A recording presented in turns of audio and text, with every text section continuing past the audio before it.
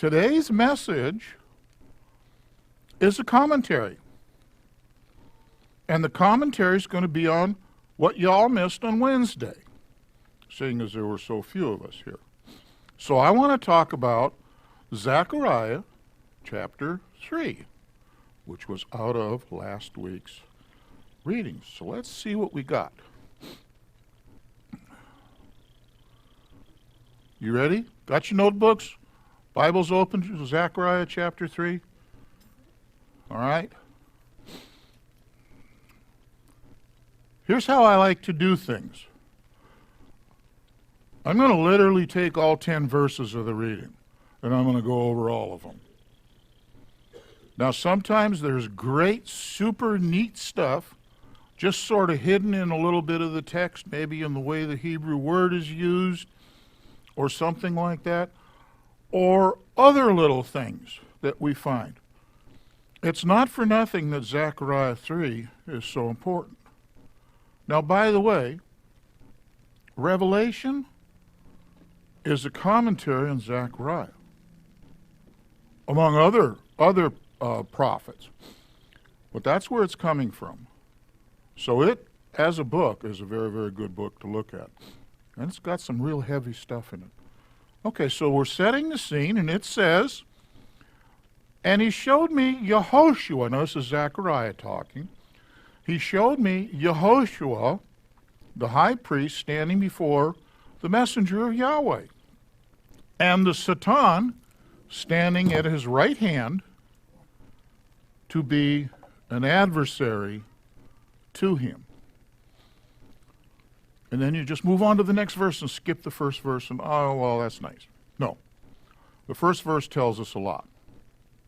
What we're going to do, who is there? Let's look at the who in this scene.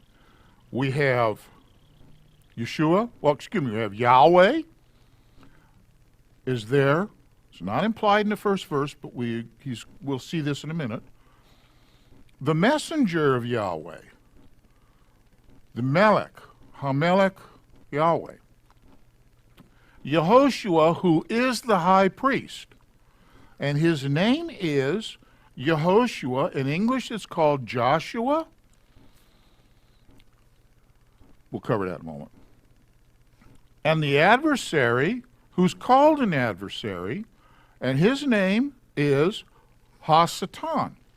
It's not a name. It's just the adversary, kind of like the garbage man. It's a description. And there's possibly a heavenly host. The rest of the text seems to lead us that there must be a heavenly host or other people present. And they are in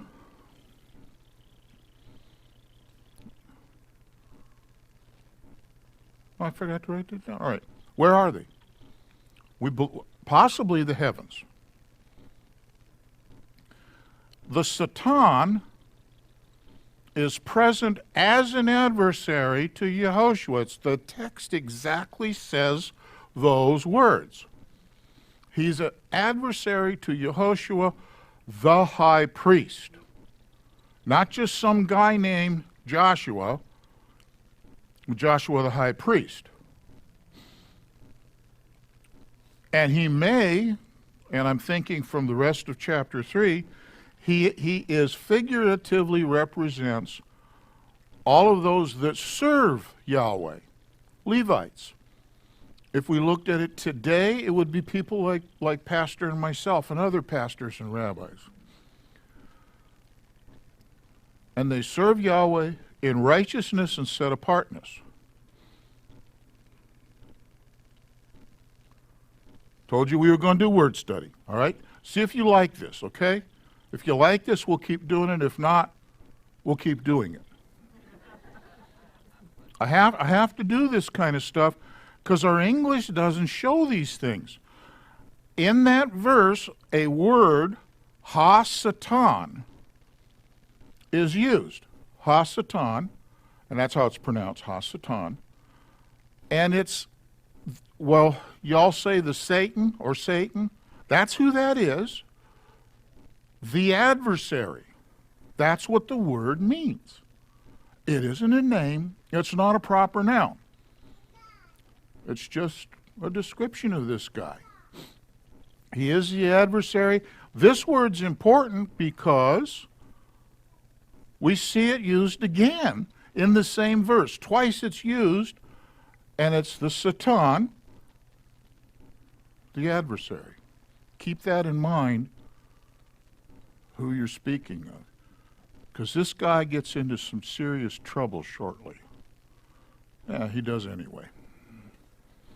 Verse 2, ready? Yahweh said to Ha-Satan,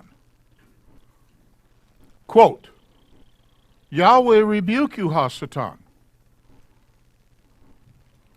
Yahweh, who has chosen Jerusalem, rebuke you. Is this not a brand plucked from the fire? Whoa. Get the wording in the way it is. Yahweh said to Ha-Satan, Yahweh rebuke you, Ha-Satan. The text, the Hebrew text, uses Yahweh rebuke you, Ha-Satan. Didn't call him by name. When Yahweh rebukes somebody using his name, now he said this. Yahweh says, Yahweh rebuke you. Just leave it up. Oh, not me. You guys don't want to look at me. This is bad. It's like saying, I rebuke you in my name. But even worse than that, I rebuke you, Yahweh rebuke you. It's as though he's adding extra emphasis to the rebuke. Bad news. And the second part, okay, let's look at the word. And this is exactly what the text says. Yahweh Bekah Ha-Satan the Yig-ar, and that means Yahweh rebuke you, the Satan.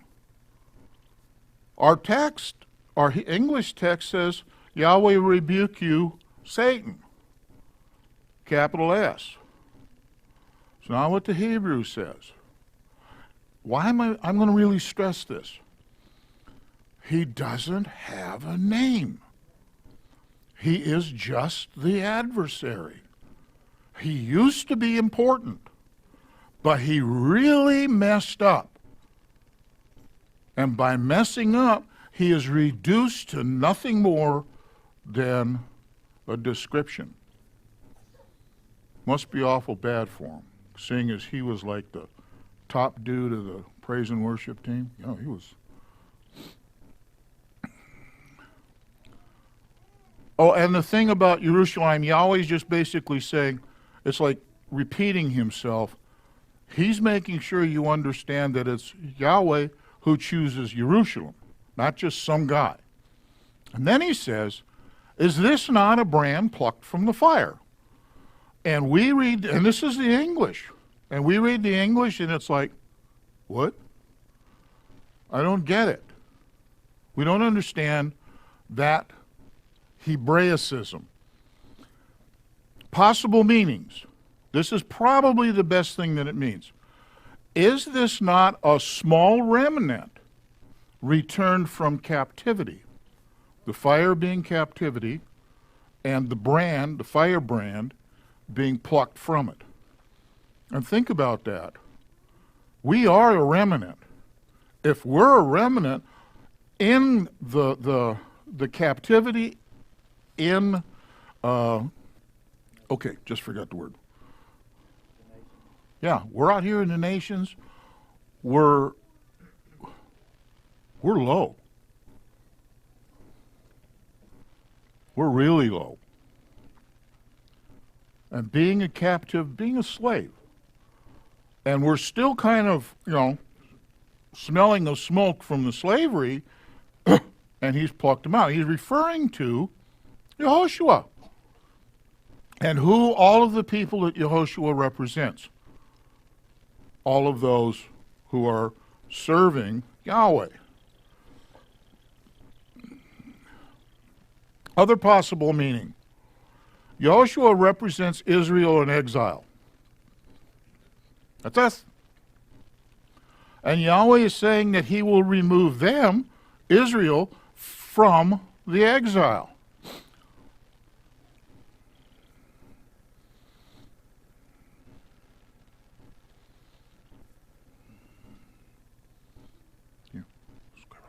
Got it? Getting it down? All right.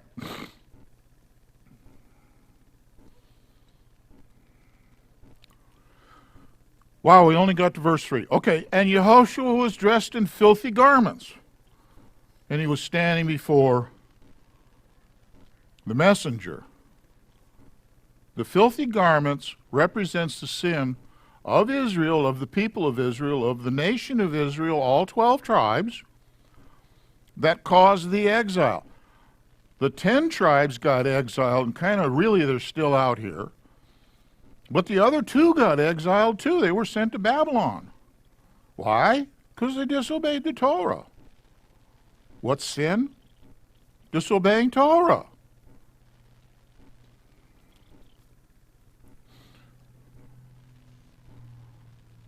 Verse 4. And he answered and spoke to those who stood before him, saying, this is Yahweh speaking, remove the filthy garments from him.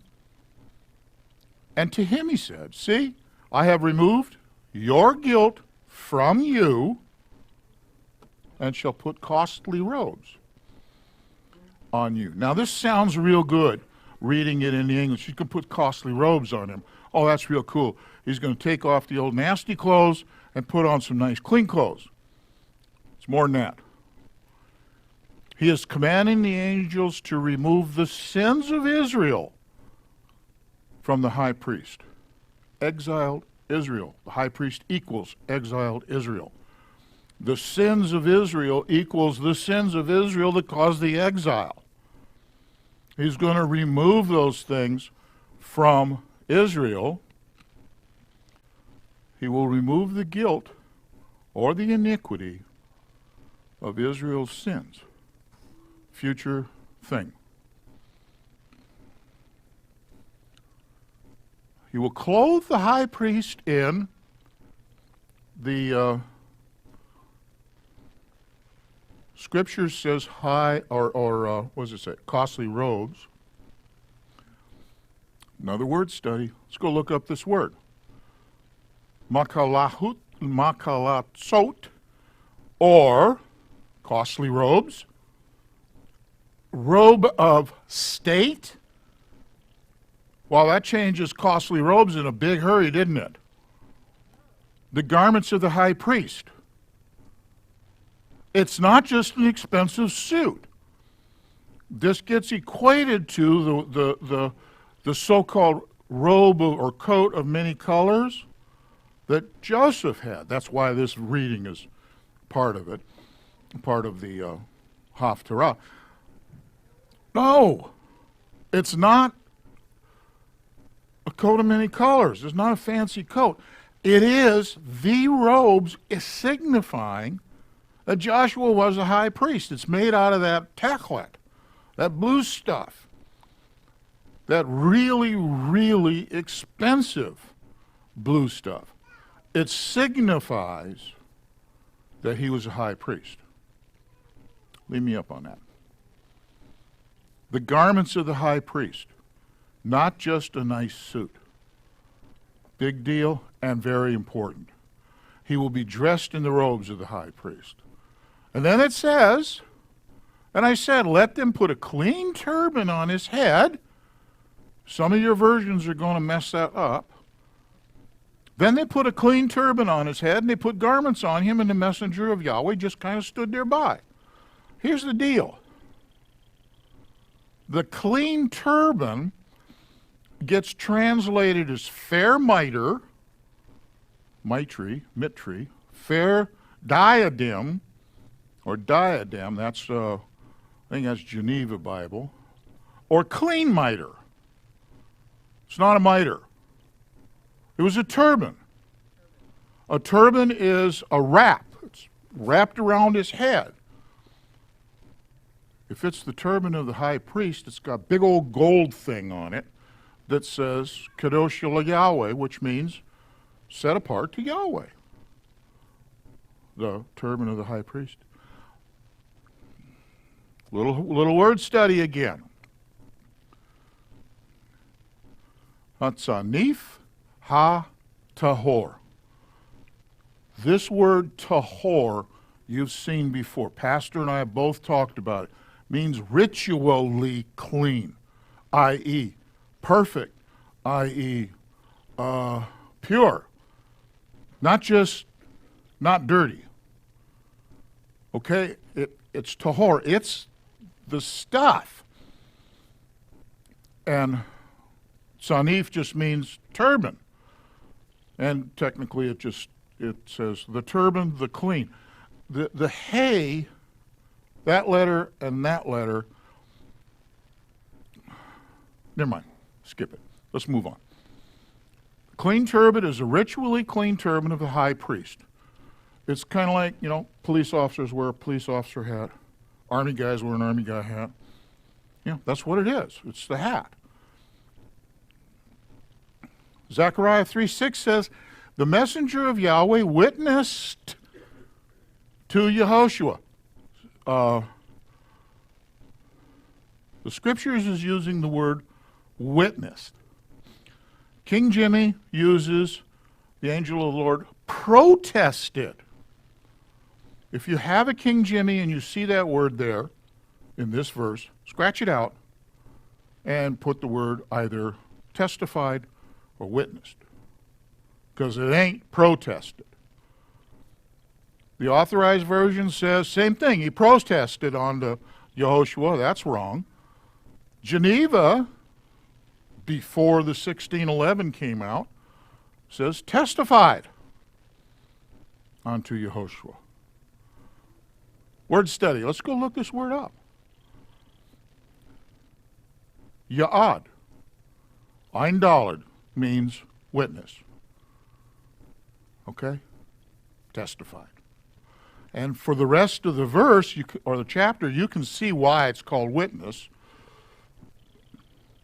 Because this is the witness. Obviously, this can't be a protest. This is the witness. Then said Yahweh of hosts, if you walk in my ways, and if you guard my duty, then you shall rule my house and also guard my courts, and I shall give you access among these standing here. I kind of thought about that for a few minutes. Oh, wow. All those angels?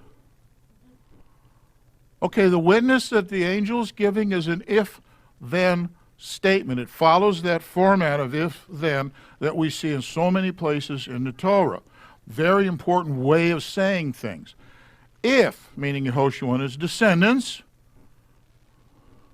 us, those that serve, walk in his ways, guard his duty, then they shall rule his house, i.e. the temple, and guard his courts, the temple's courts. I'll give you access among these standing here. Well, who's that? I'm thinking the angels of Yahweh's court. I can't come up with anything different, and quite frankly, the rabbis aren't really a whole lot of help either.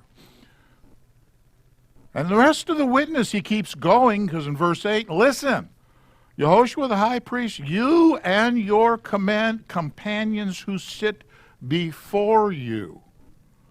This phraseology, your companions, we'll see in Ezekiel 37. The two sticks, okay? For those companions are men of symbol. For look, I'm bringing forth my servant, the branch. Cool.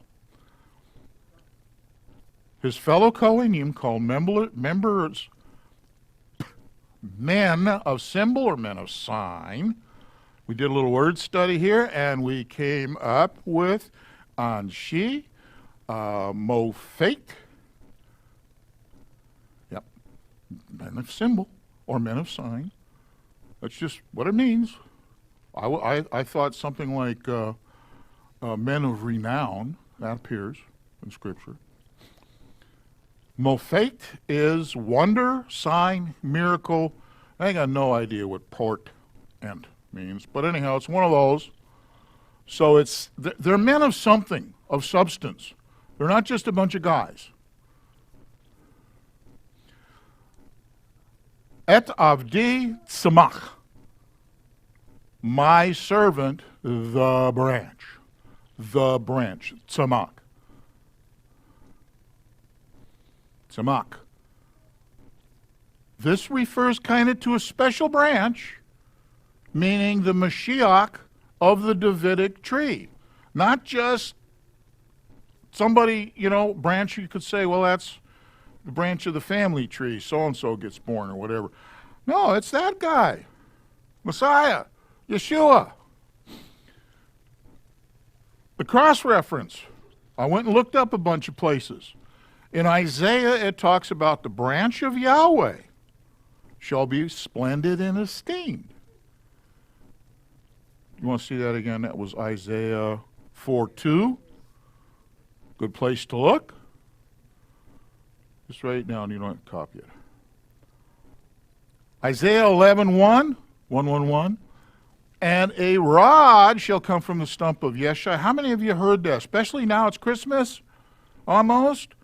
One of the verses they keep quoting, a branch or a rod shall come out of the stump or the tree of Jesse. You've heard it? Yeah.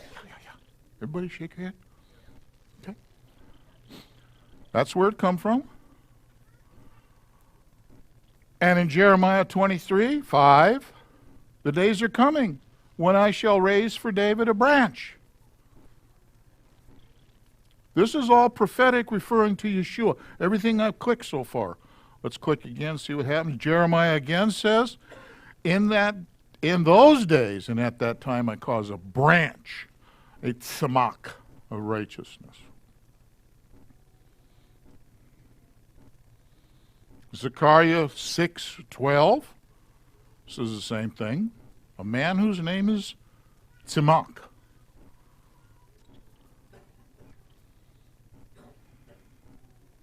It is an absolute, direct, pointed reference to Yeshua. Not a sideways reference, not a maybe reference, but an absolute reference to Yeshua. And Yehoshua, Joshua, the guy Joshua, has got a part in this. But there's more. See the stone which I have put before Yehoshua, on one stone are 7 eyes. Have you ever seen that before? When you see eyes on a stone, eyes aren't on a stone, but it has I'm going to call it a sod meaning. Sod means very, very deep meaning.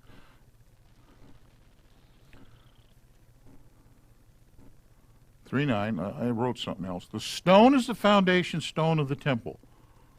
That stone, tzemach, Messiah. Messiah is the foundation of the temple. He is the foundation of, everything. Didn't Chris sing some stuff about that? Okay. Another cross-reference about the stone in Isaiah 28:16. See, I am laying in Zion a stone for a foundation, a tried stone, a precious cornerstone, the serpent. You've heard that song? That's where it comes from? Yes? Wow. And in Revelation, in the midst of the throne, 4 living creatures, in the midst of the elders, a lamb standing, having been slain, having 7 horns and 7 eyes. And that's referring to that stone. Then he continues, and I shall remove the guilt of that land in one day. Not in a week, not in a month, the day of Yahweh. He will remove it. Hey, I haven't been able to do that in a long time. Now. That's pretty cool. Right now, suddenly.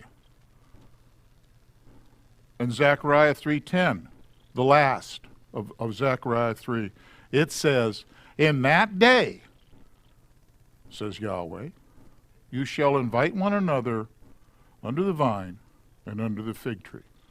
What you suppose that is? Israel shall live in peace. Come on, over to my house. We'll go sit under my vine or under my fig tree. And we'll have some iced tea and maybe biscuits or something. We're going to be at peace. No one will bother us. We won't have to walk around armed trying to protect everything. We'll be at peace. And they'll be gone. No closing comments? Well, okay.